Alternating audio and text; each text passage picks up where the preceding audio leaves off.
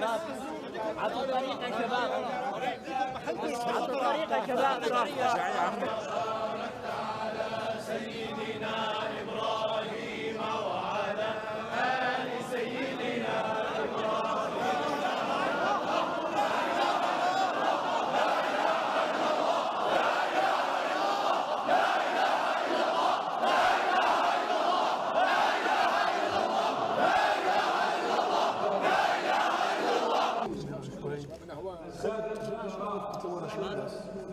مرقوا شوي السلام عليكم ورحمة الله.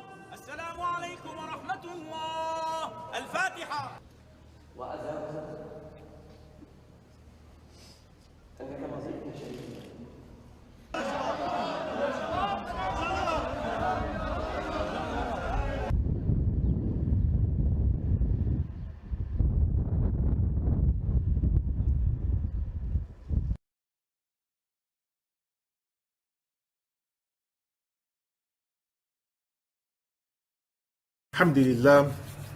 الحمد لله رب العالمين والصلاة والسلام على الرسول الكريم وبعد.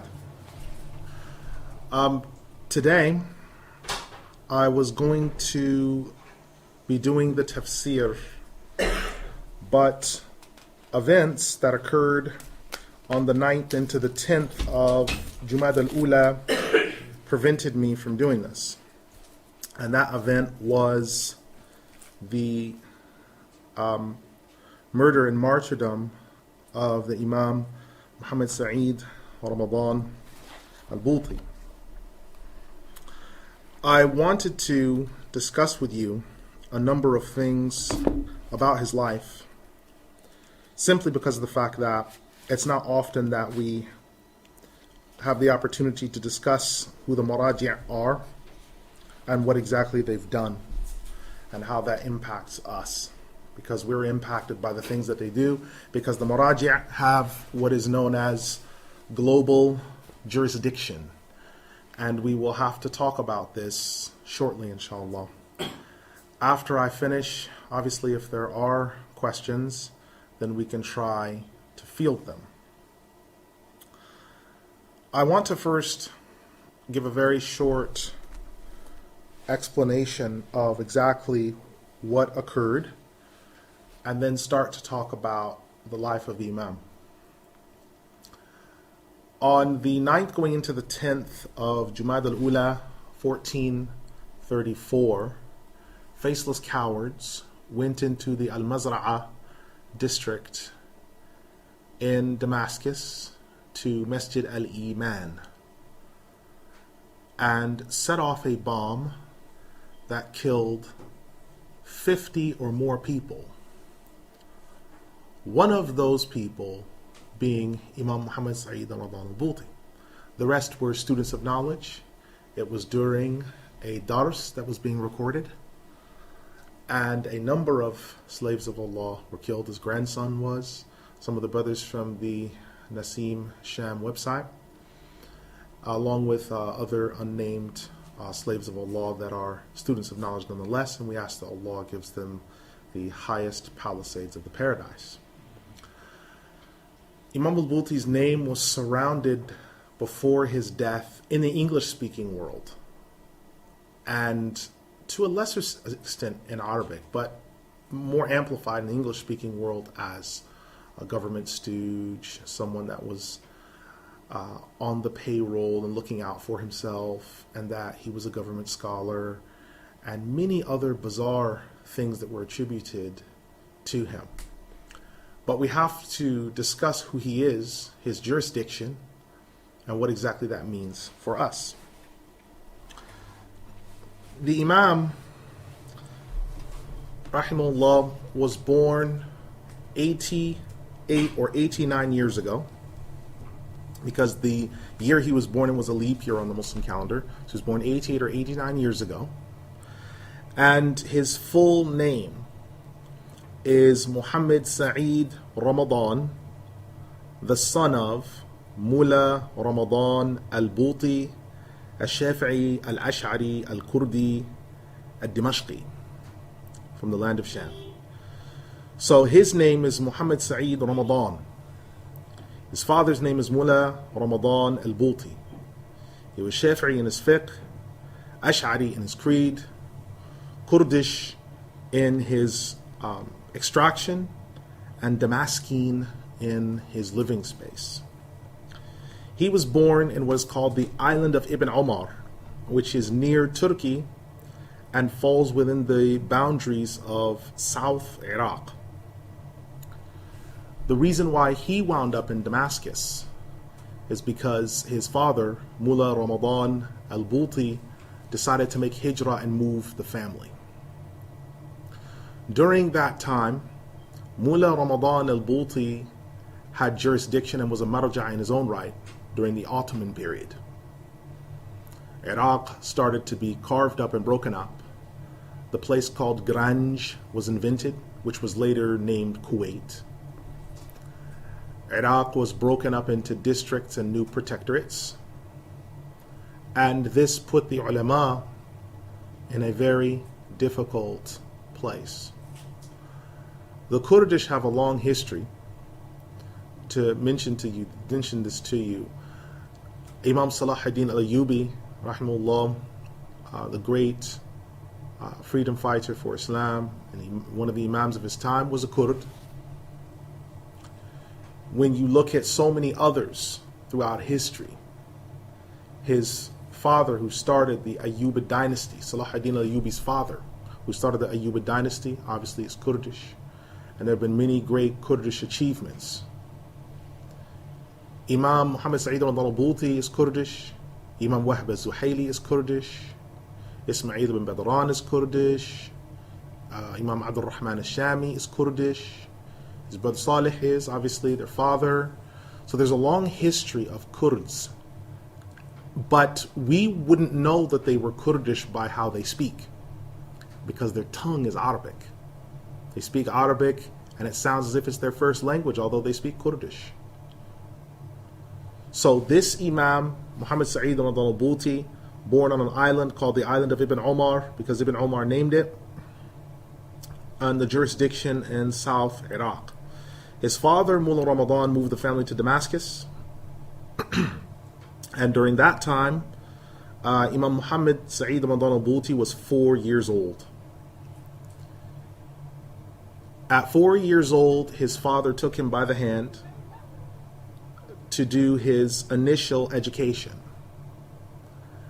And he started out his initial education with perfecting his knowledge of Arabic, the memorization of the Quran with its tajweed. Hafs and Asim was his specialty, but he had a full working knowledge of the others, although his preference was Hafs and Asim. You find most Shafi'is, with the exception of Yemen, where it's Hamza, the riwayah. Most of the Shafi'is that you will know of will recite the Fatiha from Hafs and Asim, whereas the Yemenis, you'll find a large proportion of them will recite from the riwayah of Hamza. So when they recite the Fatiha, Ihdina az-zirata al-mustaqim, instead of Ihdina az-zirata, Ihdina az-zirata, will have this sound. But the Imam was not from that category, he was from Sham. So he completed the Quran, he completed his beginning and secondary education. After that time, when he was some 17 to 18 years of age, he made the journey to Egypt. While in Egypt, he studied usul fiqh and higher levels of fiqh.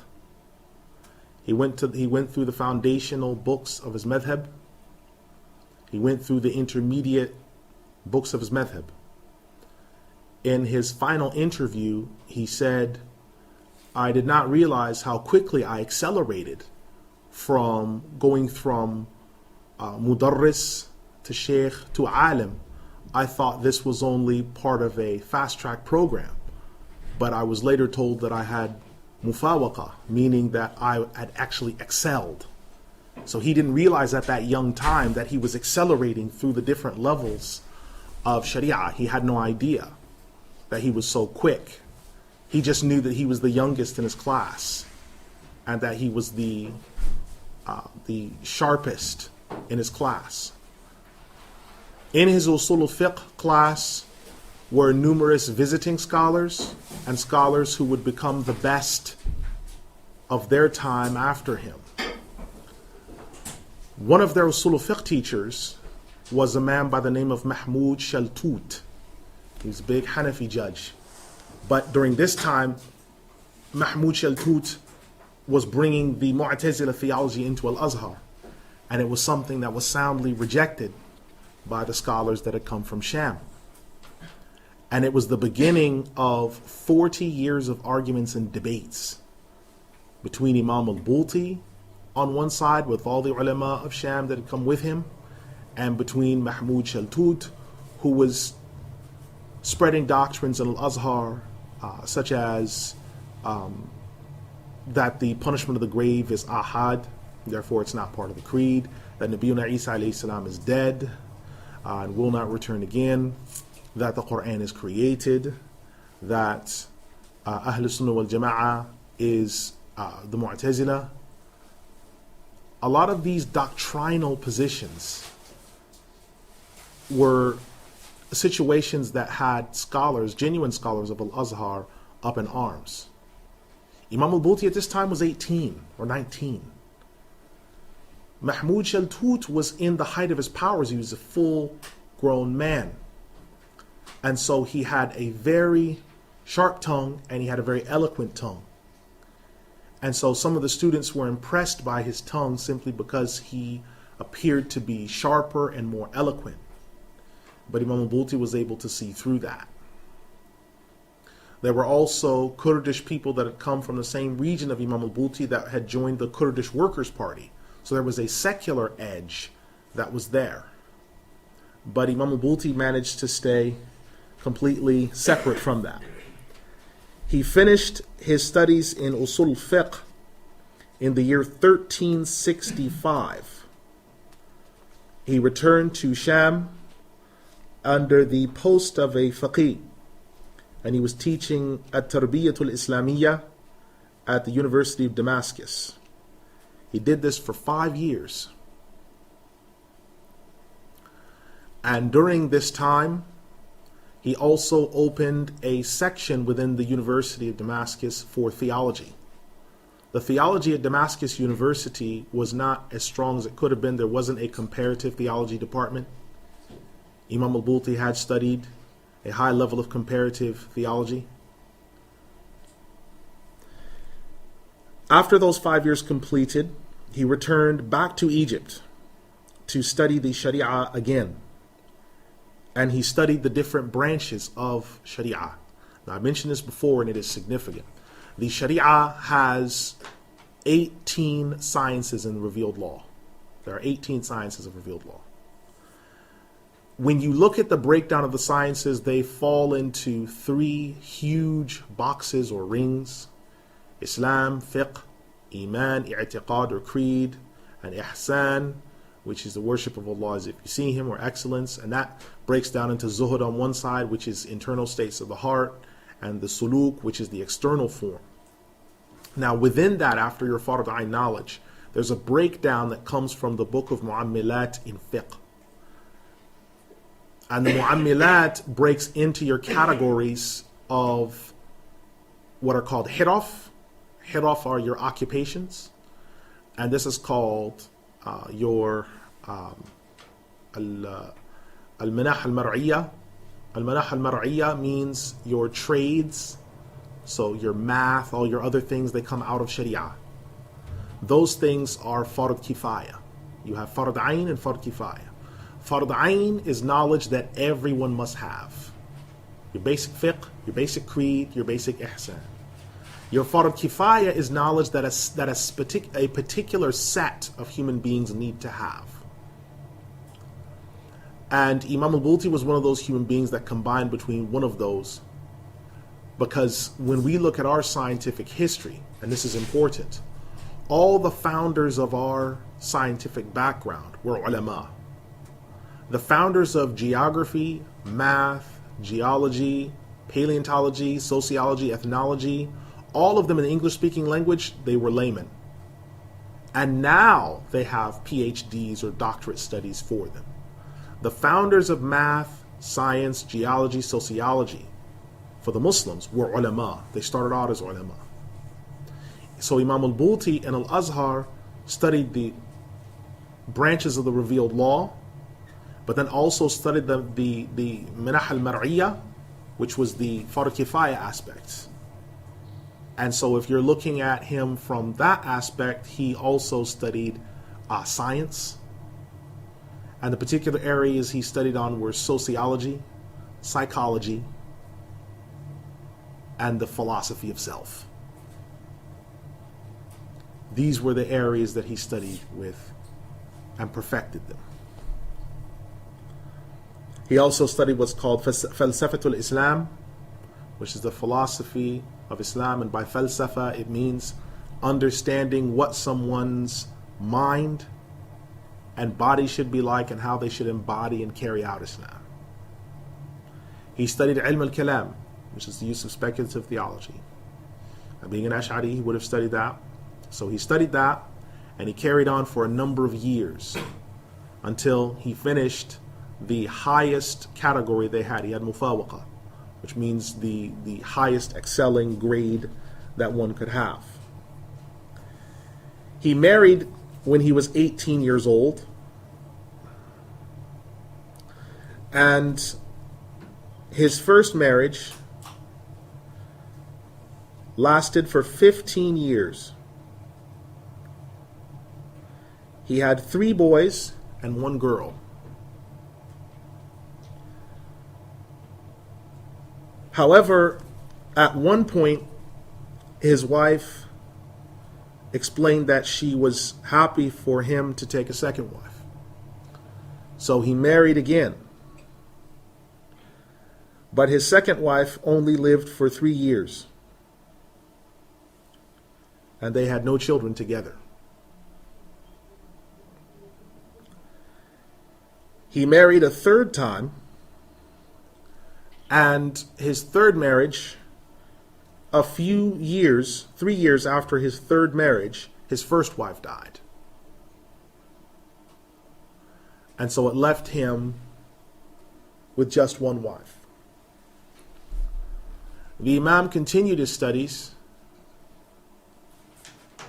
and had studied under his father a great deal.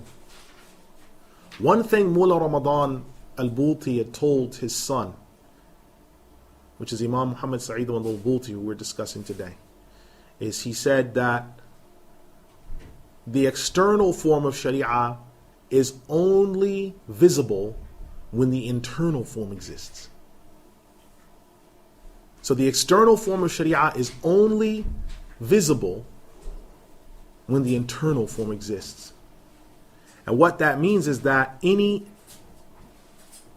manifestation of the Sharia without the internal state to match it is nifaq. So one must have a pure intention, which means ikhlas, sincerity. So one must be mukhlis. Now, around this time, his father and ulama of Damascus, in Egypt, this had already been said of him, that they had declared marja'iyya for him. Now we have to discuss marja'iyya before we go into the rest of his life. There are 7 types of people on earth according to their knowledge.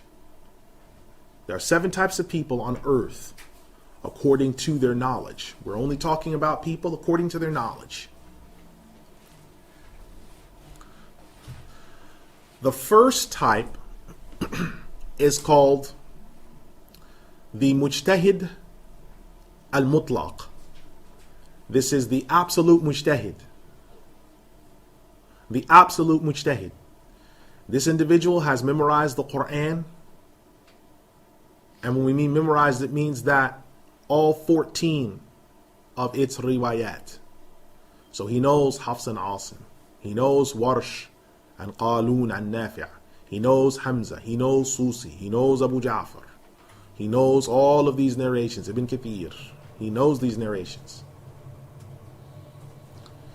He has memorized all of the ahadith, which are 1 million sahih ahadith, spread over 500 collections. Many of us have only heard of the 6 hadith collections: Bukhari, Muslim, Abu Dawud, Tirmidhi, Ibn Majah, Nasa'i. Many of us have only heard of these 6. However, there are others like Quda'i, the Musnad of Imam Ahmad, the Muwatta, Ibn Hibban. There are all these different collections. But the absolute mujtahid has complete access to all of this knowledge. His theology is also correct. He has an encompassing knowledge of the Arabic language, so those things can properly be implemented. And he lays down usul, he lays down rulings and also principles based upon the broad understanding of the revealed law. Now we need to make a difference here between usul and funun. Usul are what comes from the revealed law's texts, which are the book, the sunnah, ijma', the consensus, analogy, and whatever forms of principles that the mujtahid mutlaq is utilizing. Out of usul come funun. Funun are things like mathematics, algebra, calculus, the breakdowns of your social sciences, your hit off your occupations. All of those things developed out of usul. Imam al-Khawarizmi developed algebra because of the difficulty in the permutations that are in the Quran regarding inheritance. Imam al-Qalqala brought about calculus because of statements in the Quran and Sunnah by Allah and His Messenger alayhim as-salatu was-salam regarding certain matters. So these things developed as funun, as branches that are coming from the revealed law. Today, in the English-speaking world, we study funun first. When your parents or others send you to school, you study your math, your science, your other things. So there's some people who finish school and they don't know how to make wudu. They don't know how to pray. They don't know how to fast. Because they have studied upside down according to the paradigm of revealed law. They've studied upside down. The absolute mujtahid lays down usul, principles based on the revealed law. Now, there are students or people that come after him that are called mujtahid al-mutlaq fil madhhab, the absolute mujtahid within the madhhab. Examples of absolute mujtahids are the 4 imams. Absolute mujtahids within the madhhab. Absolute mujtahids within the madhhab include the students of the 4 imams and scholars that have come after. Who are those scholars that come after? What would we notice for an absolute mujtahid within his madhhab? He has mastered all the books foundationally of his school. This is after Quran and Sunnah. So he's mastered the Quran.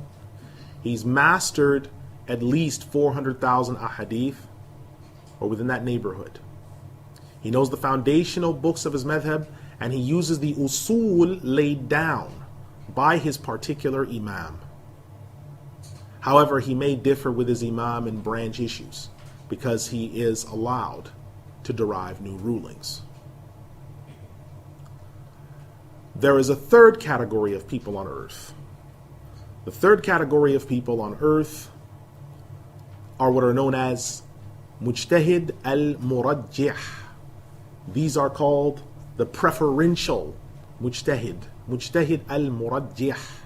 The preferential mujtahid has the ability to tell you and join between all the particular texts within his school and the evidences that are within the school, and to tell you what the strongest position is on any given matter. This is the preferential mujtahid. Examples, as I've said, of absolute mujtahids within the school: students of the four Imams, Imam Muwafiquddin ibn Qudama, Shaykh Abdul Qadir al-Jilani, al-Ghazali. These are peoples that within their school are absolute mujtahids, but within the usul of their school. Preferential mujtahids include people such as Imams Taqiyuddin ibn Taymiyyah, Ibn al-Qayyim, Alauddin al-Mardawi. These are people that can tell you what the final ruling is on any given mas'ala. There is another type of mujtahid. The fourth type of mujtahid is called the mujtahid al-mukharrij. The mujtahid al-mukharrij. Now, the mujtahid al-mukharrij is called the mujtahid of derivation. These mujtahids gather together rulings and give new evidences and give new explanations on events that have not happened before. So they can tell you, this is what has happened. This is therefore the answer. These are the people that derive rulings and answer questions on new matters. And these new matters will be national in scope, meaning they will be global. They will be global in their scope. The mujtahid al-mukharrij, the mujtahid of derivation. The next type of mujtahid is the mujtahid iftah. The mujtahid iftah, mujtahid of fatwa. These are mujtahids that can tell you what the ruling is within a school or all four of them. They can tell you what it is. And they can advise you.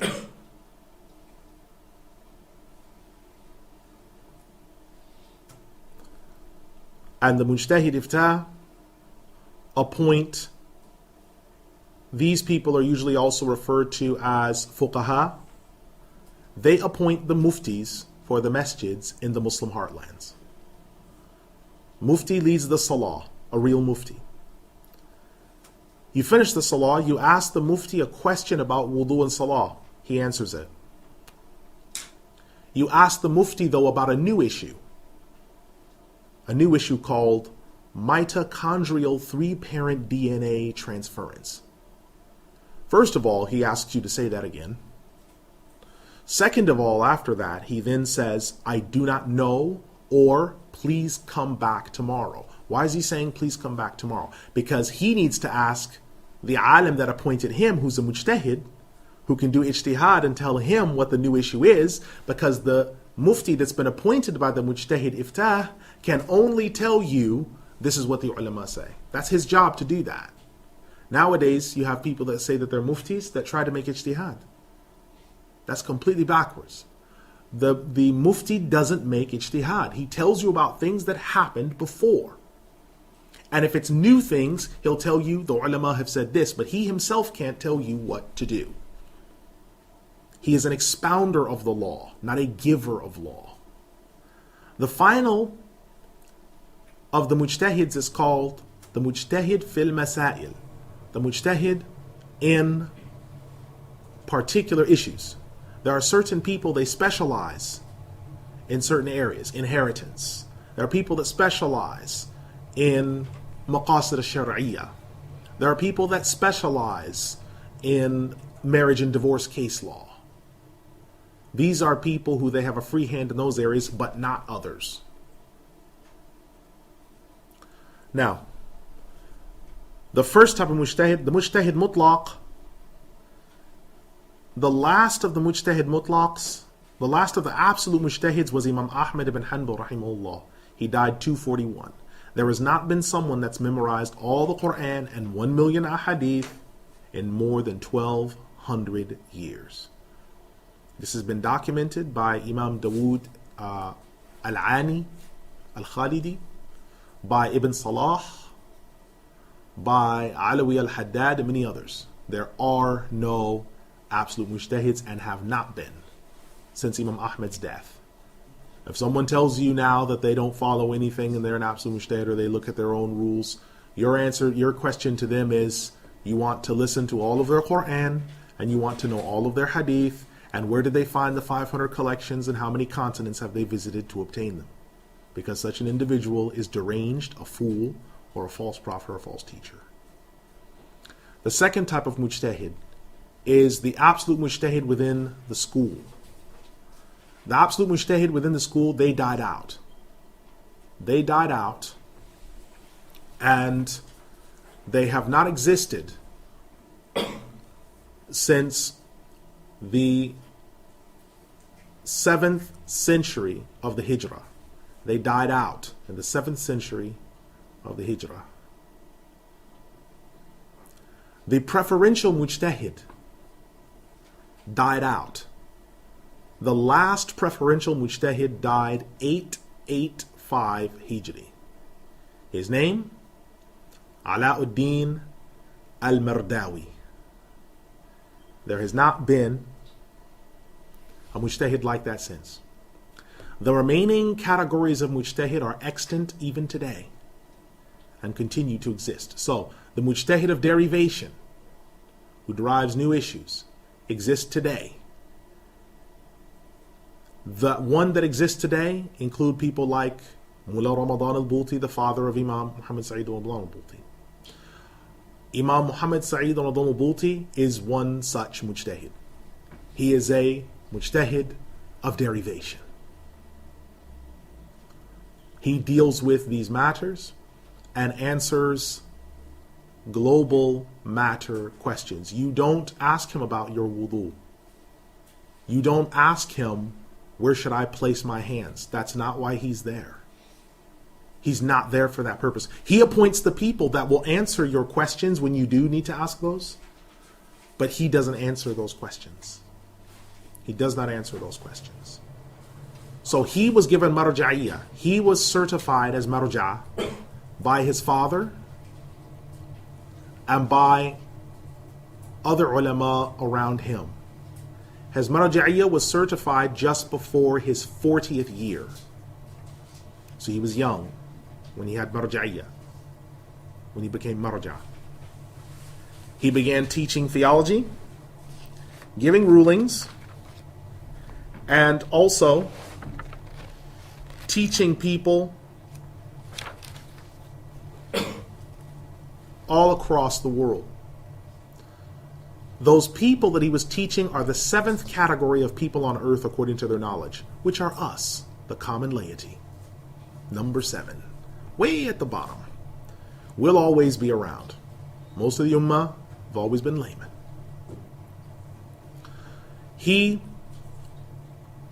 Imam Muhammad Sa'id Ramadan AlBouti set about teaching the ummah.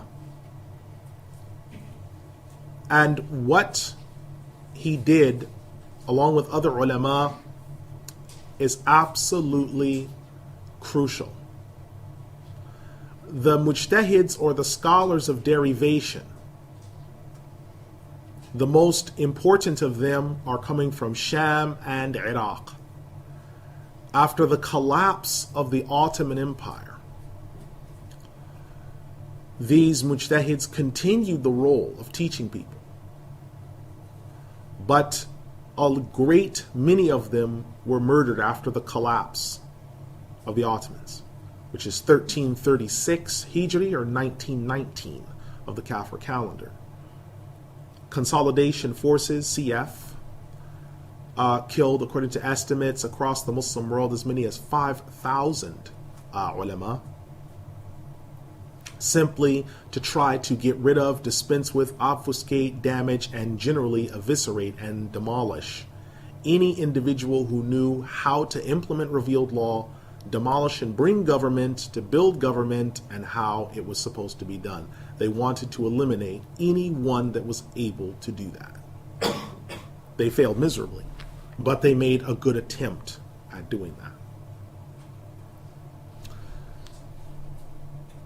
One of the first issues that Imam Muhammad Sa'id al-Bouti faced is that he had to go back to Egypt because Mahmoud Shaltut was still teaching the people false theology. He held a symposium that was called the Five Madhab Conference. And at the Five Madhab Conference, he declared the Twelver Ithna Ashari Shia to be a fifth madhab. And he also said that many of the doctrines for which the Ahmadiyya were being denounced, the people who follow Ghulam Ahmad of Qadian, he said many of the doctrines for which they were being denounced are minor issues. He considered whether Nabiyyuna Isa alayhi salam was dead in Srinagar, India, a minor issue. And whether Ghulam Ahmad of Qadian was both the Mahdi and Isa combined, he considered that a minor issue. He was rightly denounced, and vigorously so. He also attempted and was the first to try to draw a line between Islam on a personal level and Islam on a global level. Mahmoud Shaltut began to discuss about al-farq bayn al-masjidi wa dawla, the separation of masjid and state. And this is borrowed directly from the United States and other places. And it made absolutely no sense to anyone else,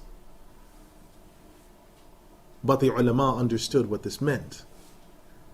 And again, they were denounced, they were fought with the pen and otherwise.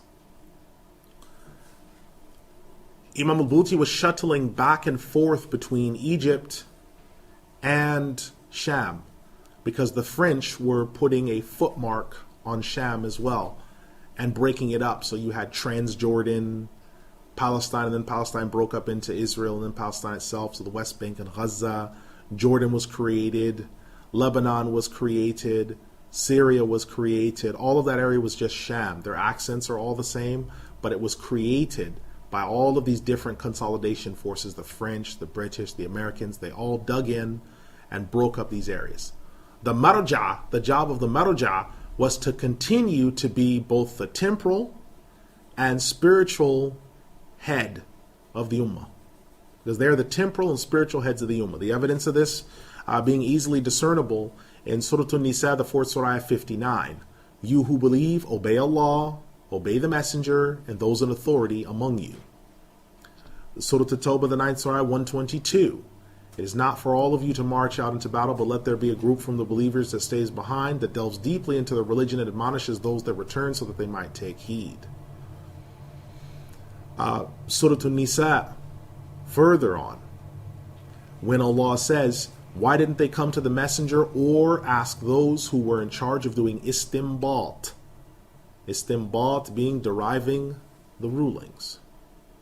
Right? Surah An-Nahl, Ayah 116, the 16th Surah, Ayah 116, ask those who you know. If you do not know, Ahl al-Dhikr are classed as the marja people.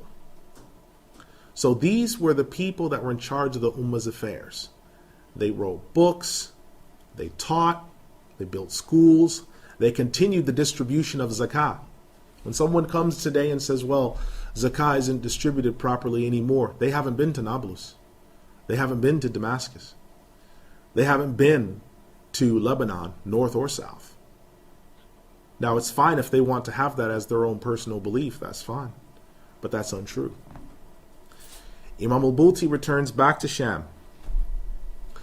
He continues the teaching, but sees that secular universities have been built alongside of the mahads.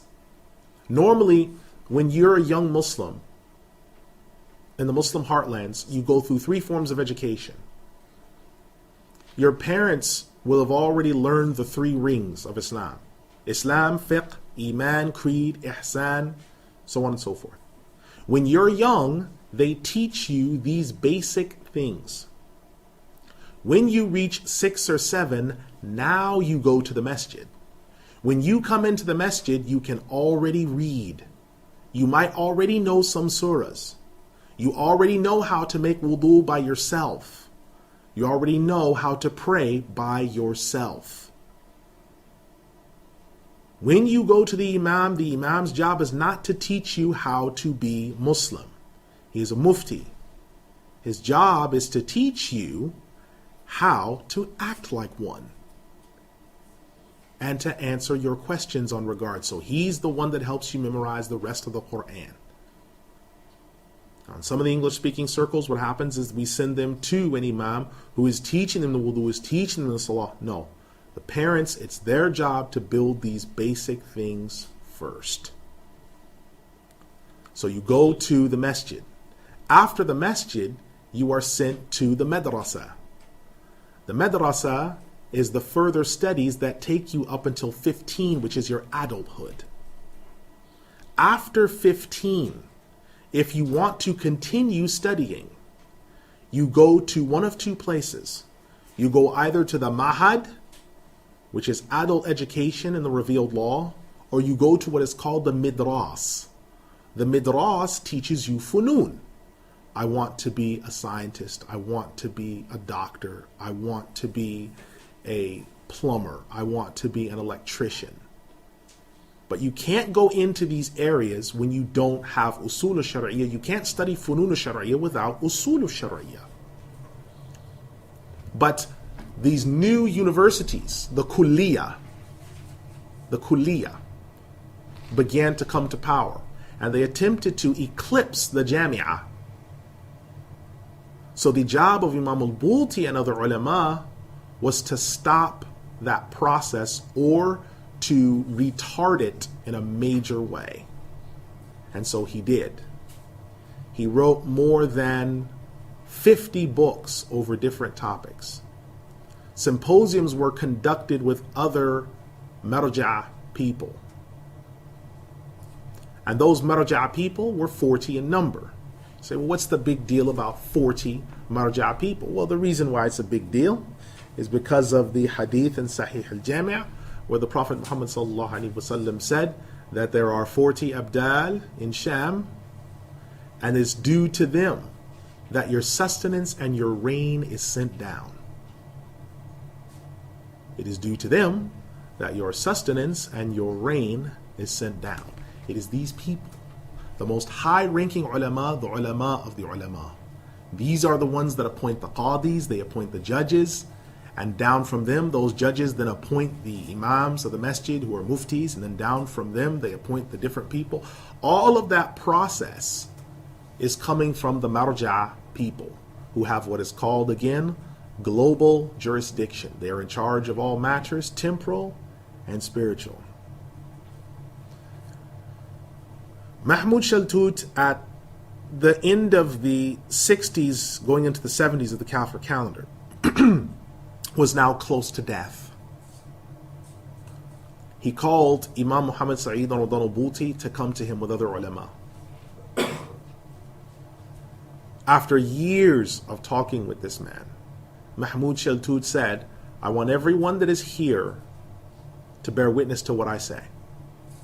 All of the theology that I have taught before, and all the books that I've written, I want them destroyed.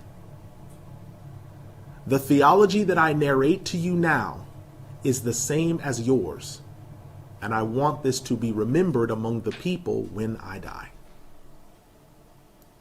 Imam Muhammad Ramadan AlBouti was the foremost reason that Allah used to guide Mahmud Shaltut away from the Mu'tazila and to change his heart towards Ahl Sunnah wal Jama'ah.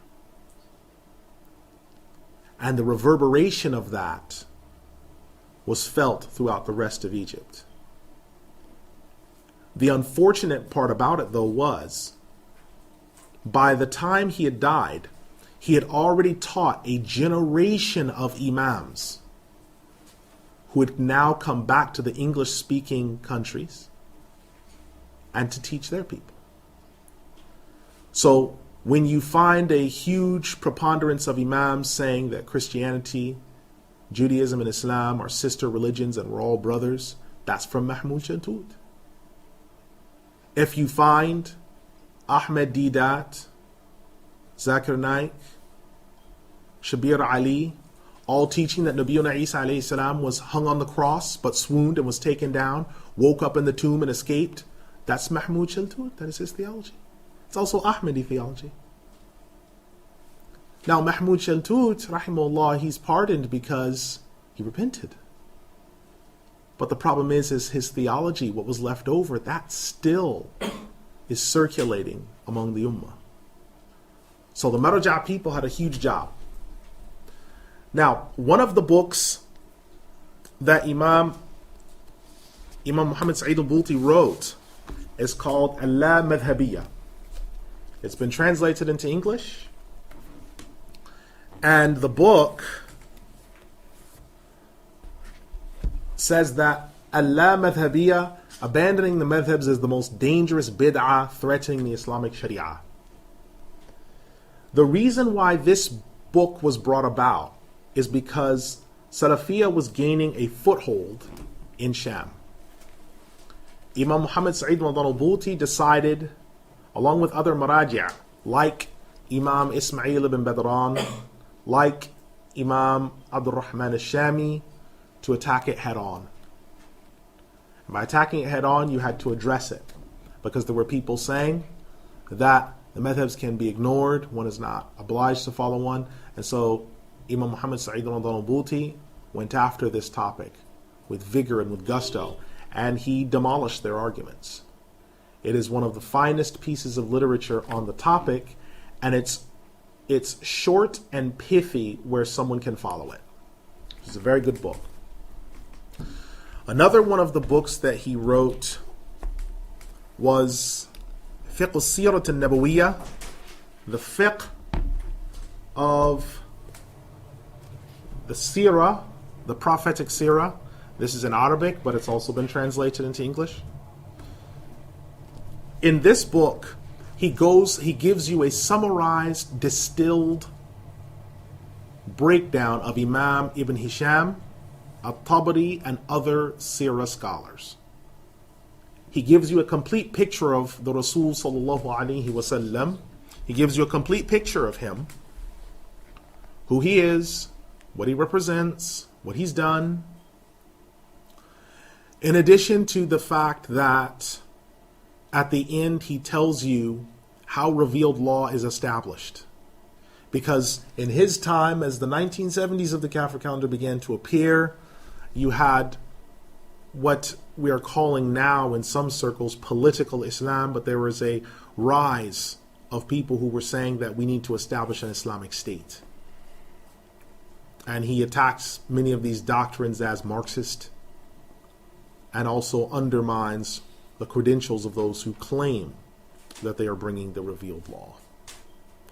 At the end of the book, it's one of the soundest and distilled and shortest examples of what you should look at as a basic Sirah book if you want to start with something. His oldest son, whose name is Tawfiq, Imam Tawfiq Al Bouti. His oldest son is a teacher in Al-Fiqh Al-Islami in Damascus.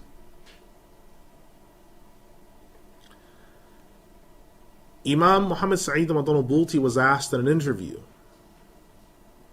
about any of his children following his path, and he said that Imam Tawfiq Al Bouti follows my path, and he said that inshallah he is my successor and he will surpass me in knowledge. So this is an example of a living marja conferring marja'iyya on someone, conferring authority on someone in their lifetime. And this happens. This happened when Abu Bakr radiallahu anh conferred marja'iyya on Umar. And this happens, marja'iyya can be conferred by a panel, it can be conferred by a living one on a dead one, or a living one who is to die on one who is to come after. These things are true. They occur. And it was done in this case. So the successor to Imam al-Bouti's knowledge, rahimahullah, is his son, which is Imam Muhammad Tawfiq Al Bouti. His written legacy also includes his text Kubra al-Yaqiniyat al-Kawniyya, which is proof of how deeply he studied ilm al-funun, the knowledge of funun. Within this book you find doctrines broken down into bite-sized pieces that someone can grasp. It's in Arabic. I believe it's also been translated into English.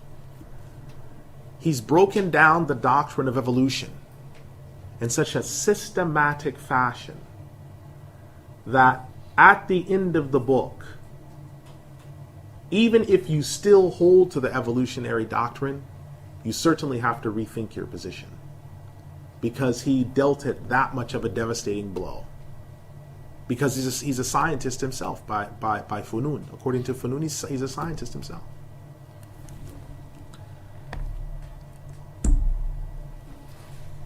He also set up a panel of maraji' to deal with another tribulation that started, which was called fiqh al-aqalliyat, the fiqh of minorities. And this tribulation was sent to try the ummah in the sense that people were saying we need to have a new madhab to deal with new issues because these matters never occurred before. Imam al-Bouti said that such declarations were tantamount to making halal haram and haram halal and saying the revealed law is incomplete, because all answers to questions in the revealed law, all answers to questions can be found through the tools and disciplines of usul fiqh. By saying that we have to look outside of the system, or that what Islam is currently is not sufficient, is evidence of a bankrupt mind.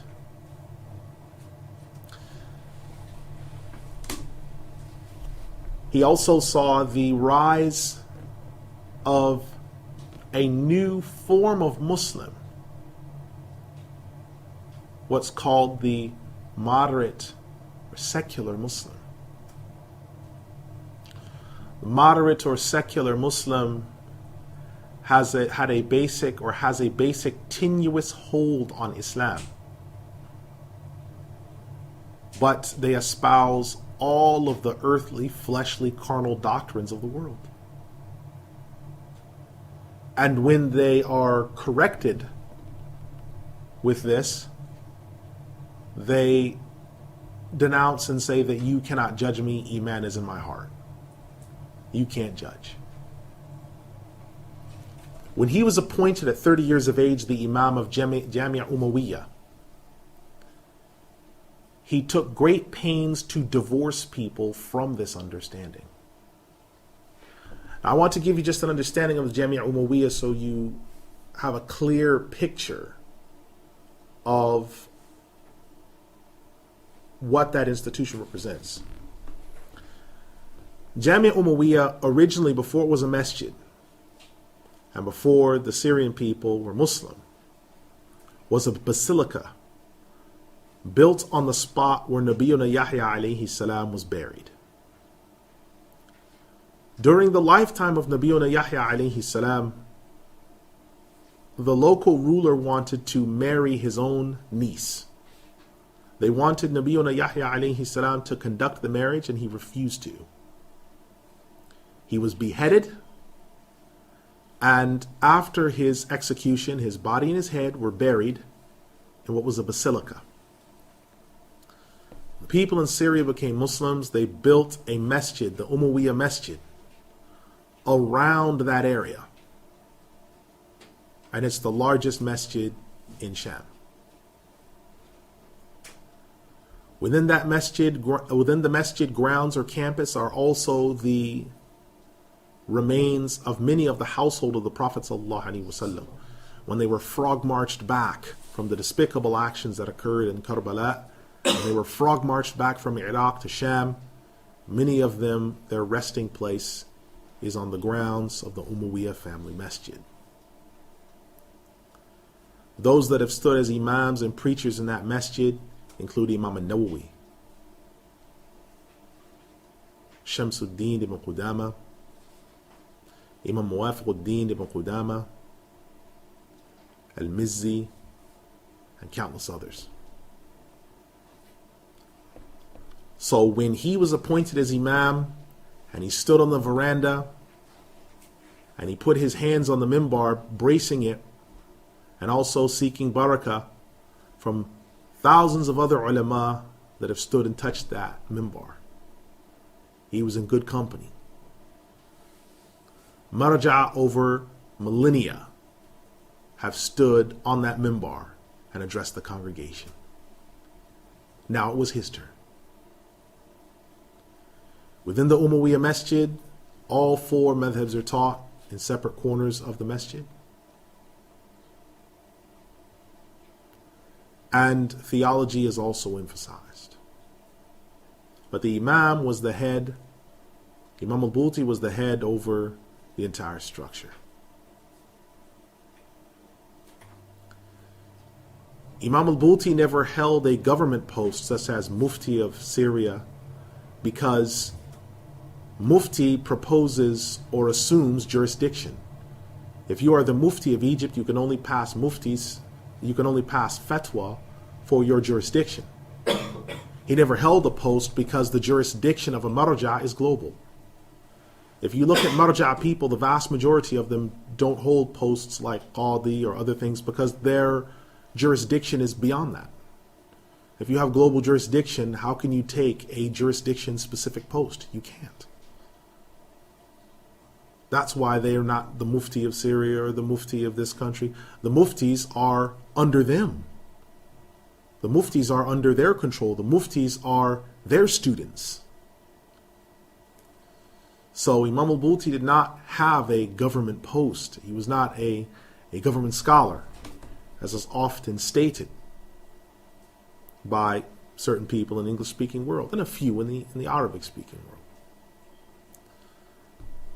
A written legacy was huge by Imam al-Bouti. Now I want to start to talk to you about some of his rulings, because he left a big footprint regarding rulings. The first area that I want to discuss with you is theology. Imam al-Bouti wrote extensively on theology and believed that ilm al-kalam should be used sparingly simply because of the amount of debating that occurs and argumentation. He believed in a simple theology, a simple creed, but one that was firmly based upon the first three generations and the mainline creeds that came after. So when an attempt was made to draw Imam al-Bouti into arguments regarding ilm al-kalam and ahad hadith, can Allah lie or not, and other just completely facile discussions, rather than even entertain the question, he denounced those people. He was firm. He was firm. And because of that firmness, no one wasted his time, and he didn't waste other people's time. In terms of tasawwuf, or ihsan, the Imam had a decentralized understanding of what tasawwuf is. Decentralized meaning this: he held the position that the great majority of people today, calling themselves Sufi sheikhs, were imposters, liars, and criminals. This is not unusual, because it's the same position of Imam Abdul Qadir ibn Badran, who said they all belong to mystery cults and should be destroyed or fought. And he's referring to today's people that say, we are Sufi sheikhs. He believed that someone's personal holiness and their worship could be made greater and strengthened by worship of Allah being increased, by the perfection of good manners, and by emulating step by step the very example of the Rasul sallallahu alaihi wasallam. He believed there was no such avenue outside of that. Other marja people of his time held him in high regard and made clear so. One such marja was the marja Imam Ismail ibn Badran. He was once asked, who are the most righteous scholars of this time, and who is in charge of the affairs in this age and era? So the interviewer, who was in Kuwait, is asking a valid question. Who is in charge of the affairs of the ummah in this age? The interviewer understands Ismail ibn Badran is marja, so he's asking, besides you, who else? Imam Ismail ibn Badran's response was, in this time, by the virtue of Allah, there are present scholars, high-ranking, scholars who act, and fuqaha of high rank and knowledge. Yes, in Sham, we have the respected scholars. These scholars over the entire Muslim world, not just over Sham, have jurisdiction. And they are scholars such as Imam Muhammad Shaykh Ramadan AlBouti, Muhammad Ratib, Muhammad Qurayyim Rajih,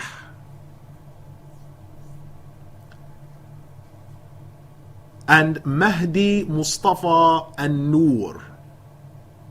Close quote. So he's giving you an example when you're looking at global jurisdiction, not regarding what happens if I felt desire and I touched my wife. He's not talking about these people-to-people statements, because those are things that your local muftis or your imams in your area should have already taught you. We're talking about who is in charge of the ummah in global jurisdiction. What rulings are we looking for, and who's in charge of giving them? And he gave you some names that you should be looking for besides himself. So if he dies, or if he's gone, or if you can't find his rulings, these are the people that are in charge of the affairs of the ummah on a global scale. Their fatwa hold jurisdiction over the entire area. They are not muftis.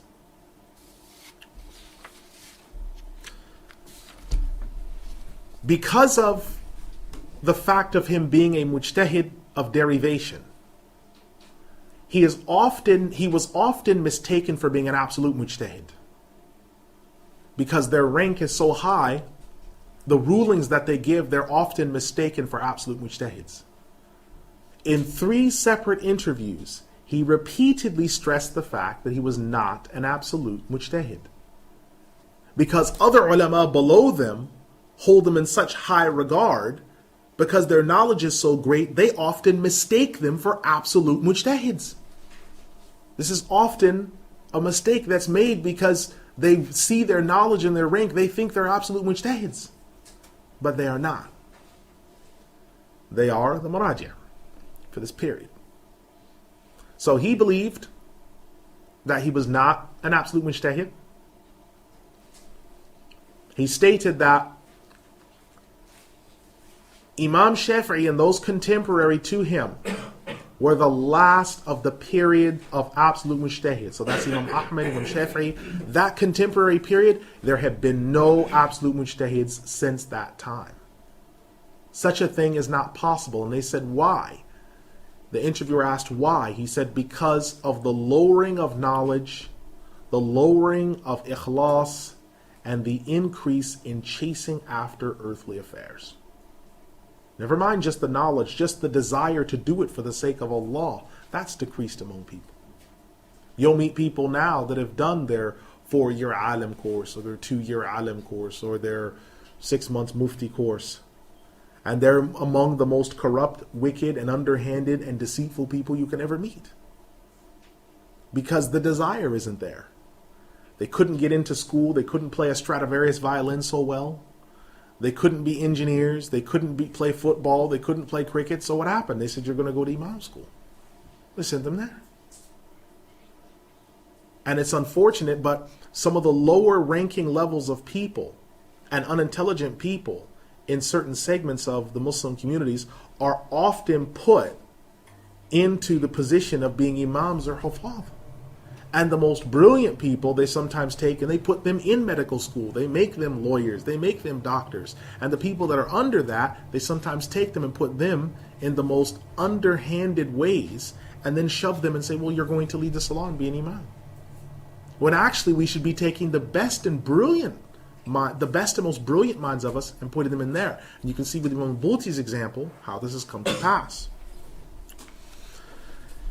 He also, with regards to Palestine, I need you to listen to this very carefully because it's a very nuanced point, but it's an important point.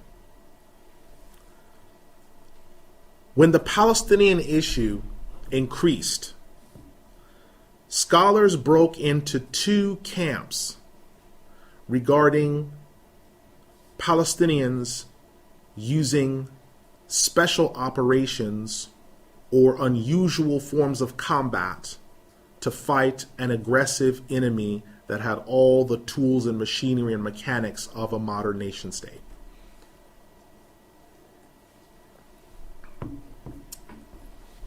There were 4 scholars who gave fatwa in this matter in the affirmative. 2 of them are marja. The vast majority of scholars stated that for someone to use himself as a weapon with explosives was impermissible and is tantamount to suicide.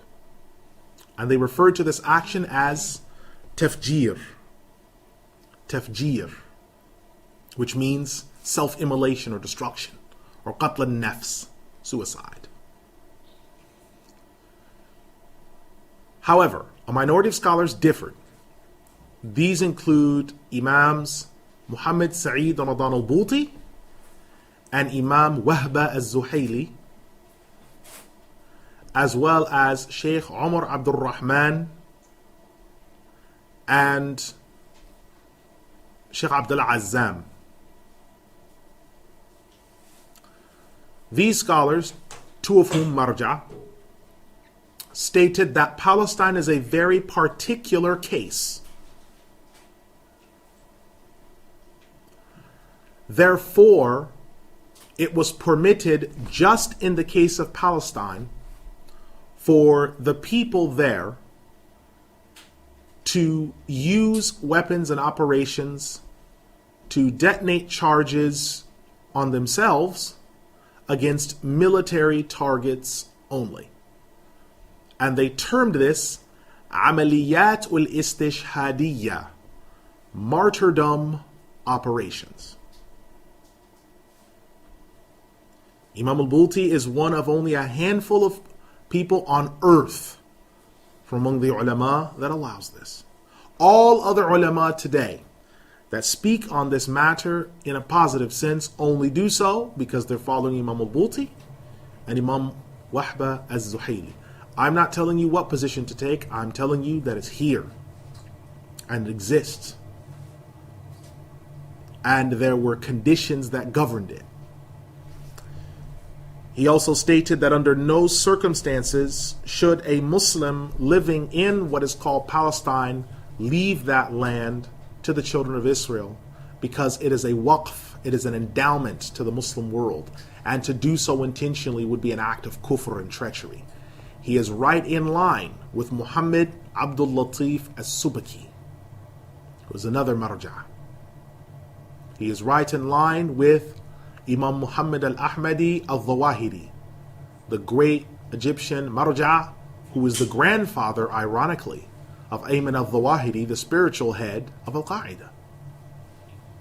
Imam Muhammad al-Ahmadi al-Zawahiri is the grandfather of the spiritual head of Al-Qaeda today. It's very strange, these things.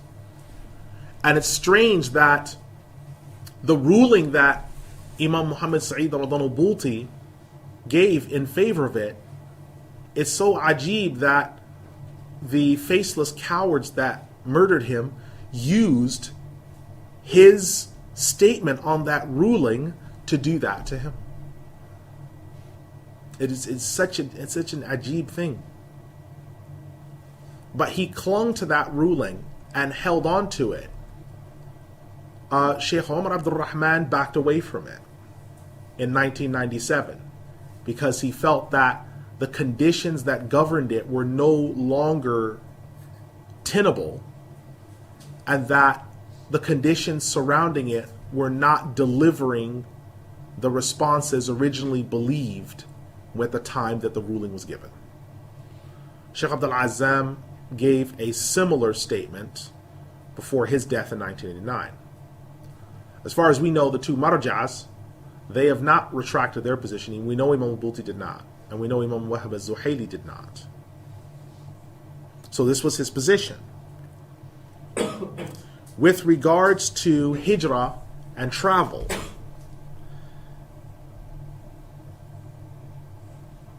Imam Muhammad Sh Ramadan al-Bouti did not believe that it was permitted for people to leave from the Muslim heartland countries to come out here unless they were coming for da'wah, to preach the faith, in which case they would have to obtain permission, medical treatment, knowledge that the Muslims needed, or any similar excuse.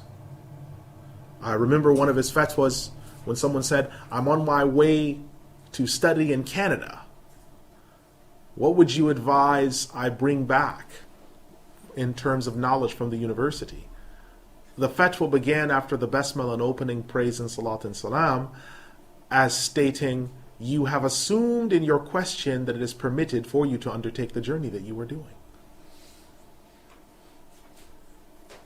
So this is someone that understood very clearly what matters were. He forbade Muslims from intentionally taking nationalistic tendencies and citizenships because it amounted to swearing by other than Allah and swearing allegiance to other than Allah, which is tantamount to major kufr and major shirk.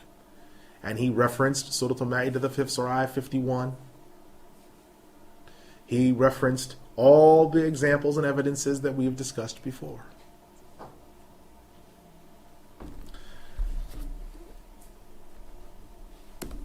On the topic of al-jihad, Imam Muhammad Shaykh Ramadan AlBouti was very particular, and he was one of the first 15 maraji' to have given the ruling inciting Muslims to go to Afghanistan and help their brothers. Afghanistan is a jihad that was based on an ijma' of the maraji'. No maraji' differed in Afghanistan. Everyone was clear. He was one of the first 15 to give the ruling on the matter. He was a landmark and trendsetter in terms of he gave landmark rulings and was a trendsetter. He was one of the first 3 maraji' to address sex change operations and what that means for someone saying, for example, they're a Muslim but they've had a sex change operation. How should they be addressed? How should they be dealt with? He was the first one to address, or the first 2 marja' to address matters to do with inheritance, where you have a mother that has eggs, but her daughter is infertile. So the mother donates an egg to her daughter. The daughter takes the egg, becomes fertile, has the child. But the child is both the daughter and the granddaughter of the one who gave the egg to the daughter. Now, what do you do in that matter? He was one of the first 2 marja' to pronounce on that matter. Genetically modified foods. He was one of the first 4 maraji' to discuss that matter in depth and possible pitfalls that could happen. Grinding up sick cattle and feeding them to healthy cattle mixed with their hay was a question that he was asked, and he discussed it.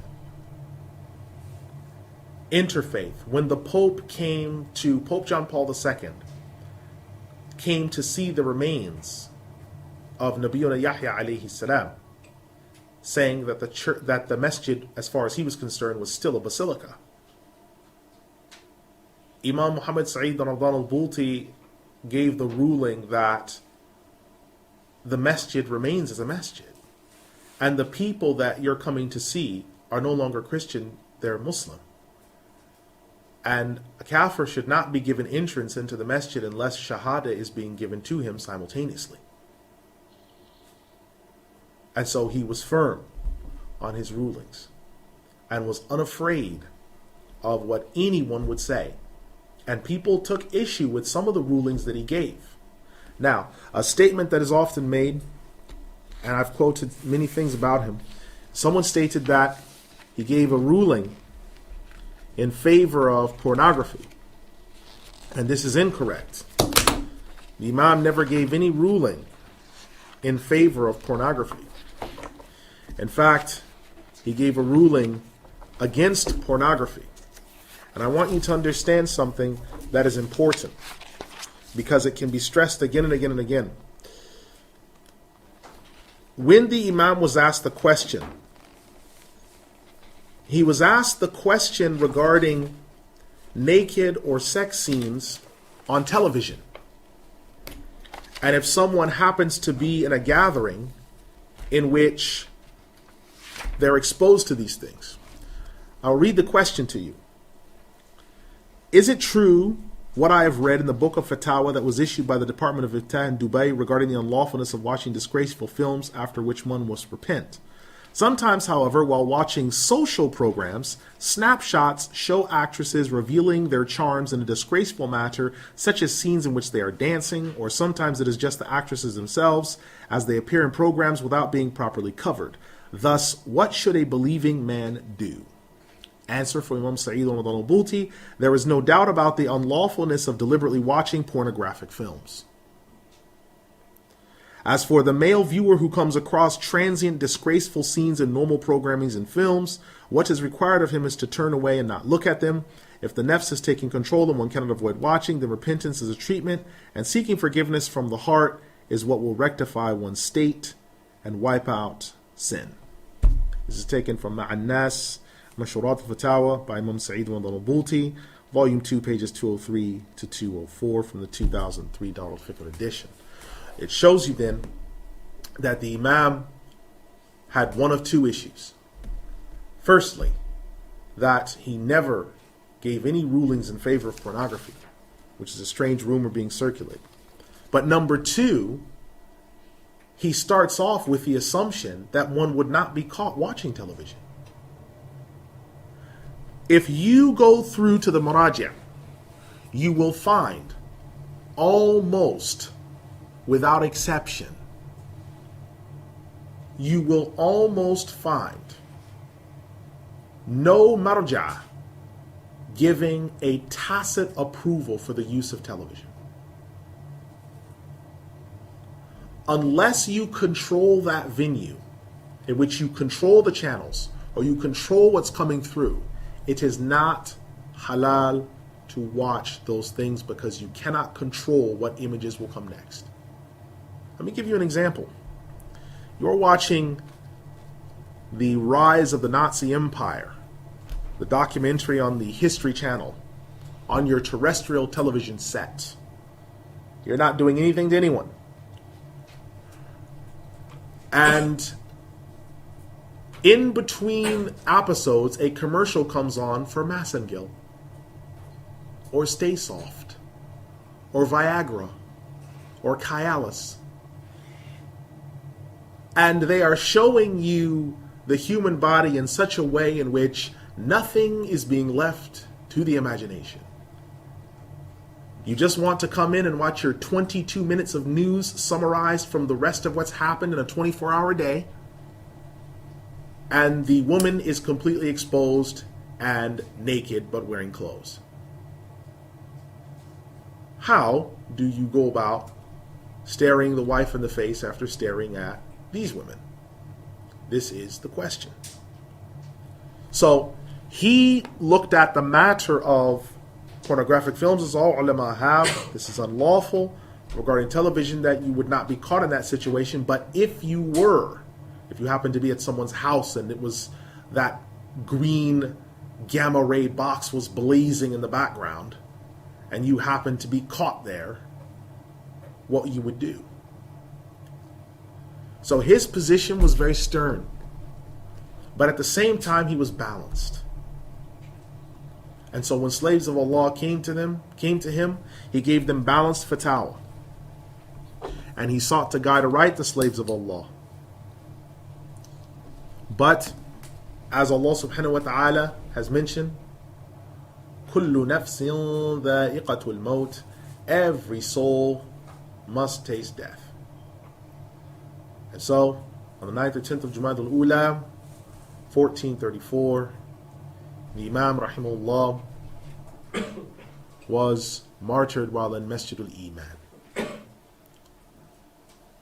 He is rightly referred to by some ulama after his passing as one of the mujaddids of this age. That is not an exaggerated statement, because the impact and footprint that he has left on this ummah and scholars, by and large, those we know and those we don't know, is so huge that they say this out of truth, not out of any exaggeration, and not out of any seeking of personal benefit or aggrandizement.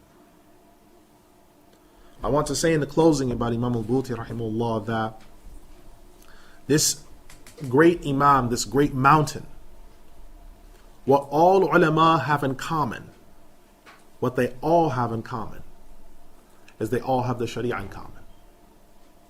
So this Imam, as much as he's not even from my particular school. The area where he studied theology is different to mine. His madhab is different to mine.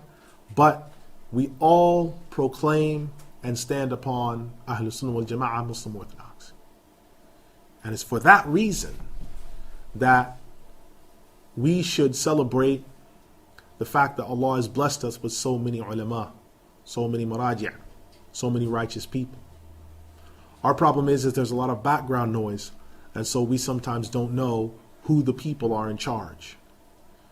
So one of the people that was in charge of this ummah that we're talking about today is an example of that. So you can look towards them and say, these are the people. Other examples have been given by Imam Ismail ibn Badran. Other examples are on the website, on Mirath, which is actually a website we've dedicated to the Maraji', the Marja' people. So if you look under Mirath and then type Al-Basra, it will come up, and they are from the well-known schools of the Ummah, these Maraji', the past global fatwa. And we can look and see their rulings in their fatwa. The example has been left where the Prophet Muhammad sallallahu alaihi wasallam, he said in a hadith in the Musnad of Imam Ahmad, إِنَّمَا الْعُلَمَاءُ وَرَثَةُ الْأَنْبِيَاءِ, the scholars are the inheritors of the prophets. The prophets leave behind no silver or gold coinage, but they leave behind knowledge. And whoever takes a hold of it has taken hold of much good indeed. أقول قولي هذا أستغفر الله لي ولكم أستغفر الله إن الله غفور رحيم يرحم الراحمين. I said what I have said, and I have made a statement about the Imam. Is there any question from the gathering here, what we've discussed about the Imam? Yes, brother. You said he studied something, I don't know the name of the subject was, but it was how to carry Islam. Yes, how to carry out Islam. There were two areas he studied this in. This is called Falsafatul Islam, the philosophy of Islam, how to carry it out, what you should be like, Falsafatul Islam, and At-Tarbiyatul Islamiyya, Islamic upbringings or Islamic rearing. Is this like a book? These like books that... There are a set of books and a curriculum that deals with this. We went through an example of one of those from Al-Adab al-Shar'iyya. We went through that. I think probably at some point we'll want to go through that again, because it gives an example of characteristics, what your behavior should be like, and so on and so forth. It covers those matters. Yes? Is there another question? Yes. Salam alaikum. It's supposed to be 40 Abdal on the earth at all time. Now with one being passed away, how will you choose another one? Or is it already in place for his son to take over his place? Question is regarding the 40 Abdal in the earth, and when one dies, another fills his place. And how is that gone about, and how is that taken care of? Alhamdulillah, wa salatu wa salam ala rasulillah. With regard to the Abdal, Imam Muhammad Sh Ramadan al Bouti, upon his death, his son stepped into the void that he left. And it was something that he had already put into place before he died, because he said that my son after me, takhallafani. And he used it in the past tense, my son has succeeded me, which is the sense that it's something that's already there, it's already in place. So what will happen is the maraji' will either, the way that the maraji' go about choosing one of their own is by a panel that will choose a marja, or there will be one marja who should declare the marja'iyah of the one that's with him. So an example would be Imam Bahrul Ulum al-Shami. He died 90 years ago. He was declared marja when he was 30 by his teacher, who was marja. Right? Another example of marja'iyah is if you're in a gathering and you're teaching scholars, and a marja says to you, you should write a book of fiqh. When they tell you that, that means that you're a marja, because in the process of writing a book of fiqh, you're going to derive new opinions and new rulings. When they tell you that, and I'll give you an example of this. Imam Muwaffaquddin Qudama rahimahullah, at the onset of his book Al-Umda, he says, quote, I was asked by some of my companions to compile a book on fiqh and to answer questions. He was asked that question when he was 27. He was given marja'iyah at 27. That's a record. The earliest marja'iyah that we know of is 18. He was given marja'iyah at 27. So usually when they get asked a question like that, it's either declared outrightly or it's asked in a roundabout way, like you should write a book on this, or you should start giving rulings to the masses. When they say the awam, then that starts to tell you this is marja'iyah. This individual has global jurisdiction. Yes? Is there another question? Yes. Assalamu alaikum. What was the Imam's position with regards to the current situation in Syria, in the context of the leader of Syria and the opposition? The question was regarding the position of Imam Muhammad Sh Ramadan AlBouti with regard to the Syrian opposition and the ruler of Syria. Alhamdulillah, salatu salam rasulillah. Over 17 pages of material on fatwa by Imam Muhammad Sh Ramadan AlBouti has been left behind. And from the beginning of the demonstrations up until his death, he used very severe language. One of the statements that he used against the demonstrations is he referred to them as scum. And at another point he said they're zubal, garbage. And one of the reasons that he used that language is he said that the great majority of the people that are involved in these don't pray. And they're out demonstrating while they should be praying Jum'ah. And these same people, as if a proof of what he was saying, after he gave the Jum'ah khutbah in the masjid, were shouting and ranting like idiots. And Imam Muhammad Sh AlBouti had to actually come down from the minbar and leave the masjid. If you want to see this disgusting spectacle, just as an example of how Allah can curse a people, you go look it up and look at Imam Bouti has to leave masjid after Jum'ah. Just look that up and you can see how disgusting of a spectacle it is, where maraja actually have to leave the masjid because there's so much noise and racket in a masjid where there's people that are actually, there's a prophet that's on the grounds of that masjid and they're making that much noise like a bunch of thugs, that they leave the masjid. And they saw, the crazy thing about it is the people that did that, they saw that as a victory. And they actually brought la'na upon themselves, and they saw it as a victory, unfortunately. Now, with regards to the leaders of Syria or the rest of the Muslim world, the Maraji' are always apolitical. And what that means in the sense that they don't directly involve themselves in the thrones of the rulers, but they will pronounce on matters. And one of the things that the Imam said, the reason why he advised people not to rise up against him is because he stated that Bashar al-Assad is fighting for a throne. If you fight him, then you are fighting him for his throne. He also stated that he has the power to bring greater tribulation upon you than you already have. Right now you have lessons, you have Jum'ah.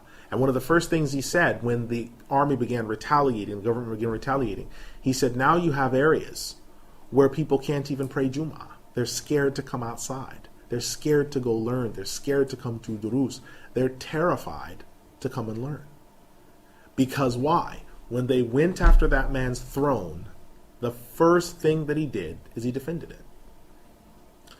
So then that opens up the door to, well then, how do we redress wrongs when they happen? Well, wrongs are redressed through the muftis, the qadis, and the muraji'.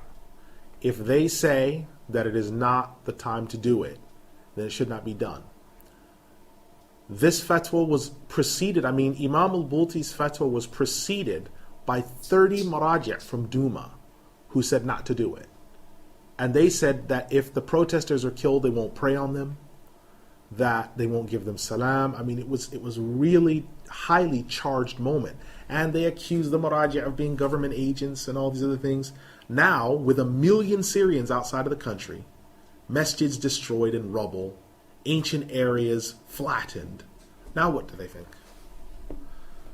You see, the muraji', as I said, it's not just temporal power, it's spiritual power. They can see into events and understand what the ruling is. And Imam al-Bouti always mentioned not to be ruled by your emotions. And the people that are involved in this are ruled by their emotions. Now, however long it's going to take them to beat this government, now they think that it may have been chemical weapons, or one party or both parties are now using chemical weapons. But what started this whole thing off? The demonstrations and all these other things. When they should have been listening to their fuqaha and ulama and doing what they told them to do, which was to stand down, and that the wickedness and the other things, to bear with patience and to wait, and then they'll give their command.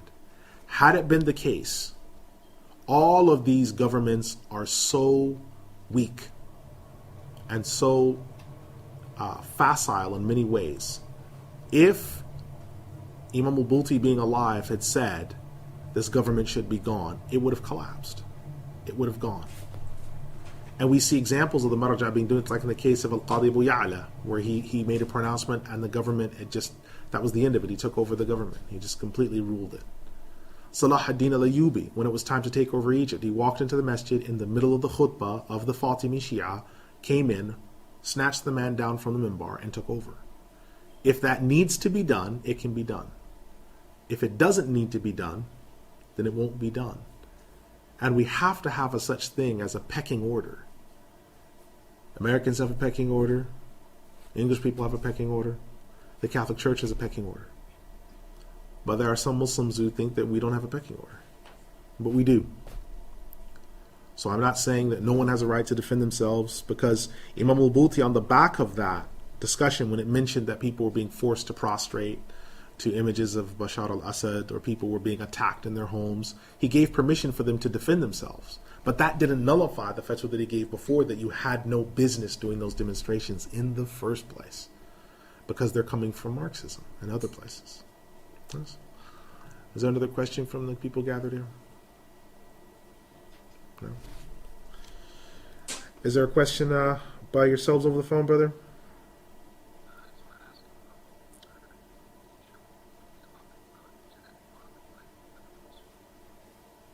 All right, The question the brother asked me on the phone was regarding where Imam Al-Bouti talked about genetically modified foods. Okay.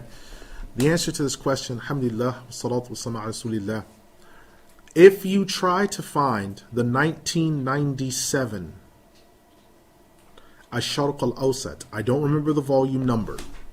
If you try to find that original edition where he addresses genetically modified foods, he and 2 other maraji' are asked about the matter. And they don't give a blanket answer that they're all haram or they're all halal. The statement that they gave was that it depends upon how great the modification has been, whether it changes the body of the product, and whether they've done any tests on the product or long-term trials to know for a surety what the long-term consequences are of consuming that product. So they gave a very cautious fatwa in that regard.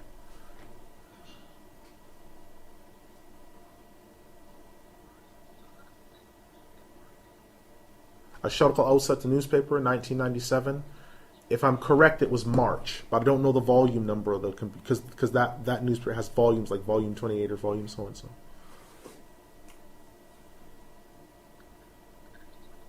Wait, no problem. All right. So inshallah, if there are no further questions, then we'll close from here. And inshallah, next week when we will return back to our tafsir class, and we will go from there. سبحانك اللهم وبحمدك وأشهد أن لا إله إلا أنت أستغفرك وأتوب إليك إنه غفور رحيم يا أرحم الراحمين والسلام عليكم.